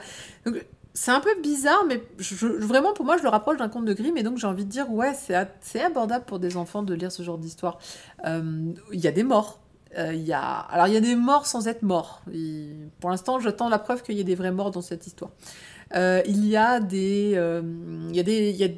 gens, il y a du sang. On peut commencer par là. Il y a du sang dans Ranking of Kings. Il n'y a pas beaucoup, mais il y a des moments importants où il y en a un petit peu. Mais c'est pas gore, c'est pas représenté comme quelque chose de violent, je trouve. C'est pas représenté comme quelque chose d'horrible, de sanguinolent, pas comme par exemple, comme j'ai chroniqué tout à l'heure, Ghost Girl. Ça reste du dessin que je trouve enfantin, et ça reste une histoire que je trouve accessible, personnellement, pour des enfants. Alors, 8 ans quand même, hein, 7-8 ans. Elle va me faire ça au CP, peut-être pas. Mais par le dessin et par le style d'histoire, j'ai l'impression que c'est abordable. Il y a tous les ingrédients d'un conte pour enfants. Il y a les démons, il y a l'extraordinaire, il y a le méchant très méchant, il y a le gentil très gentil, et il y a les deux inversés. C'est vraiment, voilà. Maintenant, je suis pas experte, je suis pas psychologue pour enfants, je prends peut-être pas compte de l'impact que ça peut avoir sur un enfant de lire ce genre de manga. Je peux me tromper, vraiment, hein, sincèrement. Mais si je me disais, est-ce que ma fille peut le lire, je pense que oui, aujourd'hui. Je l'aurais pas dit l'année dernière, parce qu'elle avait des grosses peurs sur ce qui faisait peur, lui faisait extrêmement peur. Et donc, du coup, certaines séries ou films, c'était juste non tout de suite.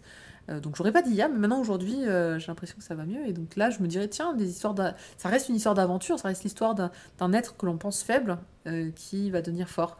Et si on résume juste ça comme ça, je trouve ça chouette. Donc voilà. Et en plus, il y a des histoires plus complexes, notamment l'histoire de l'ombre a une histoire un peu complexe, et son histoire est racontée sans texte, juste avec des images. Et elle n'est pas simple à comprendre, cette histoire-là, par exemple, puisque en fait, il s'est fait pigeonner quelque part. Enfin, il y a beaucoup d'émotions complexes dans son histoire à l'ombre, et je me demande si on montrait ça à un enfant sans le texte, qu'est-ce qu'il comprend de cette histoire-là. Enfin, je trouve ça vraiment extrêmement intéressant. Donc, je suis pas sûre d'avoir bien répondu, mais en tout cas, ça reste une histoire assez universelle qui peut être lue par n'importe qui, à n'importe quel âge. On va partir déjà par là. Après, les enfants un peu jeunes, voilà, à voir. Même pour moi, jeune, c'est 7-8 ans, encore une fois. En dessous, c'est mort. Non, mais en dessous, faut lire des enfants. Faut pas lire de manga, en fait. Faut lire faut lire des titres pour enfants. Voilà, tout simple, avec des phrases courtes. Mais pour des gens qui savent lire par eux-mêmes, on va dire ça comme ça, Ranking of Kings, franchement, je pense que ça peut être un bon début. Et puis ça suscite beaucoup d'émotions. Hein. Je vous dis, c'est un titre qui va... Voilà, vous allez avoir envie de taper des gens. Là, ça va vous énerver, comme dit. Là, on touche à quelqu'un qui est sourd et muet, là, tout d'un coup, et qui veut faire son mieux et tout. Alors, t'étais pas bien quand il lui arrive des choses. Voilà. La violence. En suis sur Tokyo Revenger, vaut mieux pas lire ça. Je sais, ouais. Bah là, c'est pas tout à fait. Là, on n'est pas dans. C'est triste. On est dans le. T'es frustré. T'es frustré comme lui, qu'on le prenne pas au sérieux, qu'on le traite comme un abruti, etc., etc. Prochain tome le 2 juin. En tout cas, ça vient de sortir chez Kiyun. Merci Kiyun d'avoir sorti ce titre-là parce que vraiment l'animé déjà m'avait bien hypé et donc je suis ravie qu'on ait le manga. Et on passe à Adabana. Alors Adabana, c'était le titre que j'attendais pas. Je l'ai vu sur le plateau dans les trucs sortis. C'est un titre ils ont décrit comme qu'est-ce qui pourrait vous pousser à tuer quelqu'un dans le bandeau et un thriller choc fini en 3 volumes. Voilà, c'était vendu pour moi, j'en suis désolée, vous savez, j'adore les thrillers. Je savais pas qu'il était sorti le 1er avril 2022, prochain tome 1er juillet 2022. C'est dessiné par Nan et voilà, et ça vaut 12,70€ parce que c'est un grand format. Grand format, on a dit, Orange Mécanique. Grand format avec cette planche couleur là. Et il y en a une autre, c'est celle-ci. Très très belle, c'est l'intro. Et enfin, on n'en a pas d'autre. Alors Adabana, c'est l'histoire de cette fille-là. Et cette fille-là, elle s'appelle, je ne sais plus comment, elle s'appelle Mizuki Aikawa, c'est une élève de lycée. Et elle va arriver à la police pour dire « C'est moi qui ai tué la jeune fille dont vous venez de retrouver la main envoyée. La main de cette fille qui est dans la neige, qui a la tête coupée et la main coupée. Elle s'appelle Mako, celle qui est décédée, et Mako, c'est bien simple, ah oui, c'est très très beau. Mako, c'était sa meilleure amie, voilà. Les deux filles se sont trouvées au lycée, elles sont très très fans. L'une est assez pauvre et travaille chez son oncle dans un restaurant pour joindre les deux bouts. Et la seconde, malheureusement, a une mère hyper stricte qui l'oblige à faire beaucoup de choses. Elle est un peu malheureuse et c'est vrai qu'elles s'entendent du coup très très bien parce qu'elles viennent de deux univers différents. C'est les yeux qui sont juste incroyables. Et donc, qu'est-ce qui s'est passé ? Eh bien, ce qui s'est passé, c'est que on ne sait pas. Ce qui s'est passé, c'est qu'un jour, donc, Mizuki est arrivée à la police et a dit, voilà, c'est moi qui l'ai tué. Je vais vous raconter ce qui s'est passé. Et là, elle raconte en fait une histoire qui remonte à quelques mois, où elle va raconter que elle voulait aller quelque part. Elle voulait aller dans un centre de... Comment on appelle ça? Un parc d'attractions.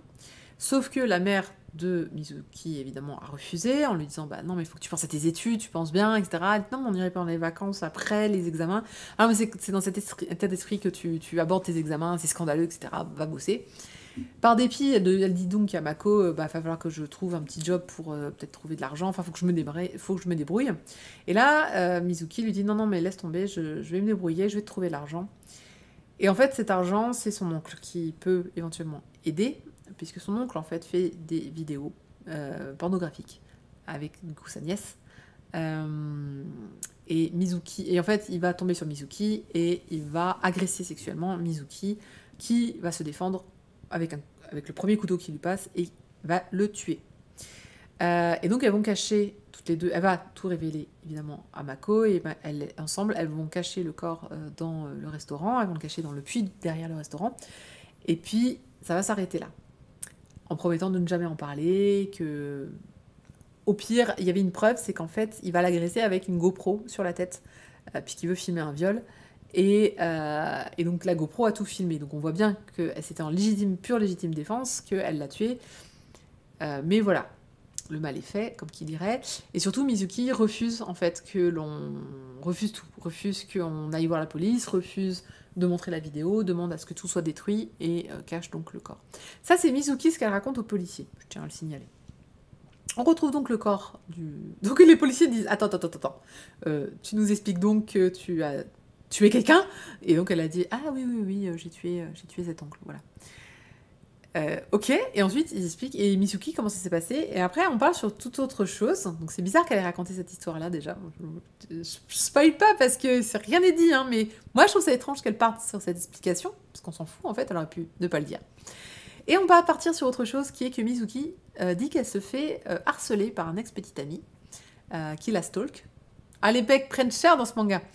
Et donc, que Mako se fait, pardon, Mako, donc celle qui est décédée, se fait stalker par un ex-petit ami. Mizuki va parler à ce petit ami en lui disant arrête de la stalker. Et il y a un micmac entre les deux filles, elles se comprennent pas, et il y aurait un truc bizarre. Il paraît que Mako serait rentrée dans une crise, et Mizuki dit au policier là c'est tout flou, et quand je me suis réveillée, elle était morte. Voilà. Et donc, pourquoi elle a coupé la tête, et pourquoi elle a envoyé la main au flic avant d'aller se dénoncer, on ne sait pas. Donc, encore une fois, hein, c'est très très beau, c'est très bien dessiné. Et donc, pourquoi? Ça va être la question pendant ces 3 tomes. Pourquoi est-ce que... pourquoi elle raconte ça au flic? Est-ce que c'est vrai? Donc ça, c'est Mizuki, avant de mourir, visiblement affectée par le stalking qui a été fait. Encore une fois, tout ce qu'on voit et tout ce qu'on lit, c'est ce que Mizuki raconte. Pour l'instant, on n'a aucune preuve, la police n'a rien retrouvé, à part que c'est vrai, les cadavres étaient bien là où elle l'a dit, et elle refuse, elle dit qu'elle est coupable, elle refuse tout avocat, et tu sens qu'il se passe des choses très très louches. Notamment sur les histoires qu'elle raconte, ça c'est quand elle revient de sa séance avec son avocate, parce qu'elle a réussi à faire croire des trucs à son avocate. Tu comprends qu'elle a fait croire des choses à son avocate. Que des trucs un peu petit raide. Que des trucs où tu te dis, il y a une histoire, il y a un truc, mais quoi? Où est la vérité? Où est le faux? On ne sait pas, on ne sait rien. C'est très étrange. Je pense qu'il faut douter de tout dans cette histoire. C'est fini en 3 tomes, j'ai du mal à comprendre comment. Mais voilà. Est-ce que c'est vrai? Alors, la réponse... Enfin, Non, idée originale de Dai Tezuka, il dit « Qu'est-ce qui pourrait vous pousser à tuer quelqu'un ?» C'est la question que je me suis posée en dessinant cette histoire de meurtre odieux, entre guillemets. Ma réponse est contenue dans ce récit, où je suis super... Enfin, le dessin est incroyable, le scénario est très bon, l'ambiance est juste machiavélique. On se pose plein de questions, mais c'est beau, et le final de la dernière page du premier tome te fait, mais putain, il y a un truc, mais tu le sens pas, tu le vois pas dans ce premier tome, mais il y a un truc, c'est évident qu'il y a un truc. Donc voilà, pourquoi, comment, on ne sait pas. Ça sera à découvrir dans le second tome, où on va revenir sur la rencontre entre Mako et Yuki, donc c'est l'ex qui stalk celle qui est décédée. Une rencontre banale qui va bouleverser le destin de Mako. Le voile commence à se lever sur la vérité à suivre dans le tome 2. Ah là là, qui sort donc le 1er juillet 2022 pour public averti cette fois. Pourquoi il y a des scènes de... l'agression sexuelle est très graphiquement dessinée. Également la mort de ce gros porc. Voilà. De gros porc d'oncle, donc que l'on voit mourir d'un coup de couteau. Enfin, un tranchage de couteau serait le plus exact. Donc voilà, c'est pour ça qu'il est pour public averti, c'est que cette scène-là est particulièrement traumatique. Et je pense qu'il y en aura d'autres derrière. Hein, voilà, donc, oui, c'est pas bon de manger des Kinder en ce moment. Alors, de façon générale, si vous regardiez à chaque fois qu'ils disent qu'il y a des problèmes de trucs à manger, sachez que c'est tout le temps en fait. C'est pas juste quand on l'annonce, mais c'est Kinder, ça a fait un peu, ça a été un peu plus près. Il y a eu un peu de com dessus, mais en vrai, il y a tout le temps des trucs à ramener, il y a tout le temps des problèmes dans toute la bouffe. Donc ouais, c'est très très très bonne surprise, mais bon, j'en attendais pas moins d'un thriller. Thriller, c'est pour moi, c'est ma cam. Et on a terminé avec les chroniques des nouveautés. Alors, avant de passer aux chroniques des séries en cours, juste la semaine prochaine, j'ai pas encore regardé ce qu'il y avait. Je vais vous dire... Non, c'était pas le bon site. Je vais vous dire ça tout de suite pour voir un petit peu ce qui pourrait être la semaine prochaine. C'est toujours pas le bon lien. Je vais y arriver. Ici, celui-là. Merci. Je suis pas au bon endroit. Nouveauté. Alors, la semaine prochaine, on a quoi? On sera donc la semaine du 13. On va avoir chez Soleil Manga un titre qui est très drôle, qui s'appelle Excuse me dentist, it's touching me. C'est... Ah, merci Penna pour les 40 bits, je les avais pas vus, excuse-moi. C'est excusez-moi, dentiste, c'est en train de me toucher, voilà. Je ne sais pas quoi, je ne sais pas comment, je ne sais pas de quoi ça parle, mais c'est Soleil Manga, rien que pour le titre, j'ai envie de le faire. Chez Meian, on a Make Up with Mud. Chez Akata, on a l'Arrache Cher qui va sortir. Je ne sais pas du tout ce que c'est. Chez Kurokawa, on a Traité du gouvernement civil. Chez Noévé, on a plein de sorties Noévé, j'ai l'impression. On a Copelion. Ah, c'est les fameux formats à 3,95 €. Vous savez, ils ont annoncé qu'ils feraient un format pas cher. Donc Copelion, Elegant Yokai Apartment Life et Ozuki le Stoïque qui sortent chez Noévé à 3,95 €. Ça sera le 15 avril, vendredi. Et chez Kana, on a Sweet Concrete. Donc, comme vous le savez, je n'ai que 5 places. Donc, je vais voir ce que je vais prendre. Je pense que je prendrai certainement Excuse me Dentist, parce que ça a l'air très drôle. On aura également... Alors, Akata, l'Arracher, ça me tente pas plus que ça. Je ne sais pas encore. C'est un manga qui fait... Ah, mais c'est un one-shot. Un one-shot, je le ferai peut-être. Un one-shot, ça me tente bien. Et puis, je ferai certainement les Noévé. Sauf si... je referai un petit tweet, comme d'habitude, où je vous mettrai les titres. Puis vous me direz s'il y en a un que vous voulez plus qu'un autre. Mais je pense que ça peut pas être mal. Ah, et Make Up with Mud, je vois pas du tout ce que c'est. Donc, à voir chez Meian, si je le trouve. C'est pas toujours évident de trouver les Meian, donc voilà pour la semaine prochaine. Je fais une spéciale Noévé, le reste aux F. C'est pas fou. Dans les mangas sortis, je vous les ai montrés la semaine dernière, mais j'ai pas tout mis. Alors sachez que c'était bien le dernier tome de Don't Fake Your Smile qui est sorti chez Akata de Kotomi Aoki. Excellente série du début jusqu'à la fin, impressionnant de maîtrise. Je rappelle que l'histoire, c'était l'histoire d'une agression sexuelle sur cette jeune fille à la sortie des cours par un inconnu et on ne sait pas très bien ce qui lui est arrivé, ce n'est pas précisé.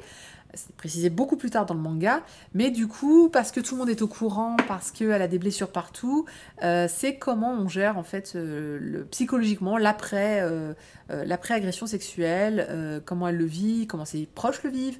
Alors autour d'elle, elle a ses 2 meilleurs potes qui s'en veulent mortellement de l'avoir laissé partir ce soir-là seule sans la raccompagner. C'est vraiment un titre qui sonne totalement juste sur les victimes d'agressions sexuelles. Donc n'hésitez pas à le lire, il est extrêmement éducatif tout en étant vraiment vraiment très très bon en termes de tout, de scénario, de mise en place, de la fin. La fin est excellentissime je trouve, elle est vraiment parfaite. Donc voilà, du très bon du début à la fin. Bien le porte-monnaie trop cher, merci, il faut penser aux faibles bourses. Je suis d'accord, c'est vrai que en ce moment ça fait mal. Grosse ambiance ce soir, qu'est-ce qu'on rigole? Mais j'y peux rien. Attends, on va parler des Carnets de l'apothicaire. Il est sorti cette semaine, c'est le tome 8 de mon manga préféré du moment. Les Carnets de l'apothicaire, hein, qui est juste exceptionnel. Donc, on est sur l'histoire comment on peut appeler ça? On est dans la cité impériale en Chine et Mao Mao, en fait, c'est une servante en fait dans ce palais. En fait, elle a des super connaissances, elle a plein de secrets qu'elle vous révèle au fur et à mesure. Le tome 1 raconte l'histoire de ses parents. Et c'est beau et tragique à la fois. Et c'est très très chouette. Parce que on connaissait, on comprenait qui étaient ses parents, parce qu'elle le disait à peu près dans les précédents tomes. Donc là, c'est un peu la suite et fin de ses origines. Et c'est très très chouette à lire. Toujours aussi incroyable. Et il y a une très très belle planche. Toujours ce micro-rapprochement avec le héros de l'histoire, où on aimerait bien que ça se rapproche, franchement, mais pour l'instant, ça en reste. Il y a une raison à ce qu'elle soit comme ça en couverture, vous la verrez, il y a une scène où on la voit comme ça, dans ce tome 8. Donc rien que pour ça, c'est le meilleur titre, le meilleur de la série. Merci Orange Mécanique de me suivre sur les Carnets de l'apothicaire, qui est génial. Chez Noévé, on a A Tale's Tale qui vient de sortir, c'est le tome 2 également. Le tome 2 donc, de cette série où un garçon a une queue de cochon derrière. C'est une malformation génétique, hein, mais visiblement ça le complexe énormément de fou. Dans le tome 1, il disparaissait en fait de la vie de la jeune fille. C'était connu, je crois, au collège ou au primaire, j'ai un petit doute. Donc dans le tome 1, il disparaissait, il déménageait et partait sans jamais se retourner. Dans le tome 2, évidemment, c'est des années plus tard, c'est comment la jeune fille a grandi, comment lui a grandi, et éventuellement, est-ce qu'ils vont se retrouver, et quelle serait la suite à donner, et comment peut-on vivre quand on a une énorme différence par rapport aux autres. C'est une histoire de tolérance, en fait, tout simplement. Ce tome 2 s'inscrit totalement dans la lignée du tome 1, j'ai beaucoup aimé. De toute façon, Mizu Sahara, je vais pas vous mentir que j'ai aimé tous les titres qu'elle a fait. Elle a un trait sûr et elle a vraiment le chic de raconter ses histoires avec beaucoup d'émotion, donc celle-là en fait partie. On a également Si nous étions adultes. J'ai moins aimé ce tome 3, mais c'est parce que je le trouve très étrange ce titre en fait. Et ça continue je continue mon sentiment étrange. J'avais beaucoup aimé le tome 1, mais le tome 2 et le tome 3 laissent un petit peu traîner en longueur des évidences. Donc c'est l'histoire, hein, de deux jeunes femmes qui tombent amoureuses un soir, qui couchent ensemble pour mieux se rendre compte que l'une d'entre elles est mariée. Oupsie. Ah oui, je te l'avais pas dit. Ah bah voilà, ça c'est fait. Et donc c'est la suite. La suite, bah oui c'est la suite, c'est le tome 3. Non, c'est la suite, c'est les conséquences en fait de cette en fait, c'est pas la conséquence de l'infidélité, parce que quelque part on s'en fout. C'est plutôt qu'est-ce que tu fais quand tu es amoureuse de quelqu'un d'autre alors que tu es mariée. Puisque c'est totalement ça. Et qu'en plus, c'est une femme et que tu es mariée à un homme. Comment lui va le prendre, comment lui va qu'est-ce qu'il va faire, et puis nos héroïnes aussi, qu'est-ce qu'elles vont faire, puisque bah, du coup, il y en a bien une qui dit bah, « t'es mariée, ciao !» Sauf qu'elle est hyper amoureuse, donc elle a beaucoup de mal à s'en aller. Elle aimerait bien rester dans les parages. Bah, tu divorces pas au Japon, c'est ça l'histoire. Et puis tout le monde est au courant, et puis ça devient hyper glauque. Donc j'avoue que ce tome 3, j'étais là en mode, ça devient glauquissime. En gros, donc celle qui est pas mariée, se fait inviter à un repas de famille de celle qui est mariée, avec sa famille, avec sa belle famille. Hein, donc en mode, et le mari est au courant que c'est elle, et la mère la belle-mère est au courant que c'est elle, et tout le monde est là en mode bonjour, enchantée, comment ça va, et en plus elle déménage sans faire exprès en face de la fille. Donc ça devient un petit peu compliqué, je trouve, ça devient un petit peu trop voilà, comme si nous étions adultes. je sais pas vers où ça va, mais je vois pas la fin. Je vois pas, je vois pas comment ça peut se terminer. Ça devient un beau bordel quand même d'adultes qui font n'importe quoi, je trouve, parce que je comprends le concept hein, de ok, on sait pas quoi faire, on est amoureuse, mais voilà, t'as une situation fixe. Bah oui, divorce en fait, c'est ça l'idée, il faut faire des choix, tu peux pas avoir le... Alors si ça finit en... je sais pas en quoi ça peut... Alors ça peut... Ok, là où ça pourrait m'intéresser et que je trouverais intelligent comme en évolution potentielle, ça finit en polyamour. C'est-à-dire, ils se disent, eh ben, on finit tous les trois ensemble et on devient, une famille non conventionnelle. Et je trouverais ça, bravo, bravo, effectivement, tout le monde accepte la situation et tout le monde trouve ça tout à fait banal et normal. Alors tu dis jamais, arrête, j'en ai un qui est fini comme ça là dernièrement et j'étais là en mode, mais, allô donc ça m'a, j'ai fait, bah c'est rare, oui, c'est rare. Après ça existe. Moi à partir du moment où les choses existent dans la vie, d'ailleurs même des choses qui n'existent pas, je veux bien les lire dans des mangas, il y a pas de problème. Mais oui, oui, oui. Bah, alors j'en connais pas personnellement d'ailleurs au passage. Mais le polyamour c'est quelque chose qui est bien vécu par plein de gens. Hein. Pourquoi pas moi, tant que plus on est de fous, plus on rit. Alors pourquoi pas en amour. Donc tant que c'est entre adultes consentants et qui sont et qui émettent des règles et que tu suis les règles que vous mettez entre vous, moi, je juge pas, personnellement. Ça regarde personne, ça regarde que toi, finalement. Donc si c'était cette fin-là, je serais agréablement surprise. Je me dirais, ok, ça passe. Parce que là, en fait, l'héroïne, donc du coup, celle qui est amoureuse d'une fille, mais qui aimerait garder son mari aussi, en fait, elle est perdue. Le vrai, c'est qu'elle nous perd un petit peu aussi dans la lecture. Donc, bon, c'est là où je suis moins fan, du coup, je me dis, ouais, ouais. Donc, j'attends la suite pour savoir si l'ensemble vaut le coup. Mais là, le tome 3 me convainc pas trop. Là, j'ai plus l'impression que c'est un peu glauque, pour l'instant. À voir pour la suite. Et donc, j'avais oublié que je connaissais New Love, New Life. Et on va encore parler d'adultère. Enfin, pas vraiment d'adultère, mais encore d'une situation un petit peu complexe. L'histoire, c'est le précédent de First Job. First. Je sais plus quoi. De la même autrice. Mais ça se passe dans la même boîte d'impression, mais ça se passe avant. Et en fait, donc l'héroïne s'est trouvé un mec, sauf qu'il était tout mou. C'est-à-dire que, en gros, il travaille dans la boîte d'à côté et il voulait pas. Tu vois, il était là en mode oui, on sort ensemble, mais sans sortir ensemble. C'est le mec, on fait plein de trucs super cool ensemble, mais on sort pas ensemble. Genre, on mange ensemble, alors ils couchent pas ensemble, ils dorment pas ensemble, mais ouais, il y a eu un moment, il y a des rapprochements ensemble, ils se retrouvent sur le toit pour discuter. Enfin, vraiment, ça ressemble à est-ce qu'on est ensemble ou est-ce qu'on n'est pas ensemble? Et ben on découvre pourquoi ils sont pas vraiment ensemble, c'est qu'il est encore marié. Alors lui, il dit qu'il est séparé, que c'est bientôt fini et qu'il y a plus, c'est que pour des papiers. Mais évidemment, il a bien caché de lui dire qu'il était marié, même si c'est fini. Et qu'on sait que bah, quand on te dit ça en tant que fille, c'est que bah oui, tu vas jamais. Oui, je divorcerai, t'inquiète pas, je vais divorcer pour toi. Et que ça n'arrive jamais. Donc, du coup, New Love, New Life, voilà, le second tome, spoil, c'est ce mec-là, voilà son problème, et bah, on va voir comment ça va être géré. En tout cas, tout le monde, c'est marrant parce qu'à un moment, elle émet un jugement sur une copine qui fait pareil. Elle lui dit, mais jamais, moi, un homme marié, jamais, c'est de l'adultère, je ne pourrais jamais faire ça. Et qui se retrouve dans cette situation. Et qu'elle dit, ah, c'est plus complexe que ça, en fait. Parce que là encore, elle est amoureuse. Et quand on est amoureux, on fait n'importe quoi, et même si tout le monde, même si le jugement logique voudrait que on s'éloigne d'une personne, et bah quand on aime, malheureusement, c'est beaucoup plus compliqué. Donc ces deux derniers mangas racontent ça plutôt, de à quel point c'est complexe voilà. Voilà pour les séries en cours. J'en ai quelques-unes en retard, mais par rapport à la semaine dernière, mais c'est pas grave, on va faire ça tranquillement et puis je les chroniquerai la semaine prochaine. Tout cool. J'ai vu Ricky qui nous dit, moi je vous aime tous, nous aussi on t'aime Ricky. Du coup, content. Voilà. En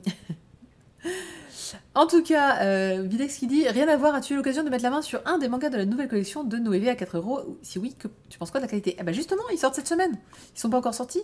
Ils sortent, là, on en parlait il y a 5 minutes.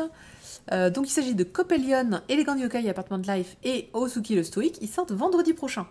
Donc du coup, je les chroniquerai lundi prochain. Donc si tu veux savoir qu'est-ce que ça vaut, est-ce que la qualité est au rendez-vous ou pas, eh ben lundi prochain, je mettrai les trois probablement à l'agenda. Et puis on va voir ce que ça donne. Voilà. Alors, est-ce que c'est du... Je sais pas. J'ai vu qu'ils avaient... C'est Noévé, moi j'en fais confiance. Je pense que Noévé doit être le seul éditeur capable de nous faire une édition tout à fait correcte avec à ce prix-là. Parce qu'ils ont une très très bonne expérience dans l'édition. Ils ont des années en fait d'édition derrière eux, on va dire dans des textures et des textiles très différents. Et donc forcément, ils ont une palette en fait de possibilités beaucoup plus grande que les autres. Donc à voir, mais la semaine prochaine, on se fait les Noévé pour voir un petit peu ce que ça vaut. Et voilà. Et puis bah, du coup, il ne me reste plus qu'à vous souhaiter une bonne nuit. Mes lives font maintenant plutôt 1h30 qu'1h, mais pourquoi pas. Oh bah papier fin en général ça devient mauvaise qualité quand même. On se retrouve la semaine prochaine et... Alors j'ai essayé de faire un live, j'ai essayé de faire un stream FF14 dimanche et en fait ça a bugué mon jeu, donc du coup il va falloir que je creuse un petit peu le problème avant de pouvoir refaire du stream FF14 par ici. Ce qui est très dommage parce que demain sort le dernier patch et donc avec toute la guilde, on s'est dit qu'on va faire une grosse sortie guilde, et j'aimerais bien la streamer. Donc je vais essayer de corriger mon problème très très très vite pour que bah, vous puissiez découvrir ce nouveau patch, et que surtout le dernier raid qui va sortir demain. Et voilà, on fera un raid découverte totale avec la guilde, et ça va être, je pense, très fun, parce que beaucoup de morts, parce qu'on va devoir... On connaîtra pas du tout la strat, elle est toute neuve, toute belle, et voilà. En tout cas, ça sera quand même la semaine prochaine pour les mangas, et entre-temps, je vais essayer de réparer pour les jeux vidéo. On se dit donc à très très vite. Bonne journée à tous, et bonne nuit même. Et puis on se quitte en musique, comme d'habitude. Bye bye les gens.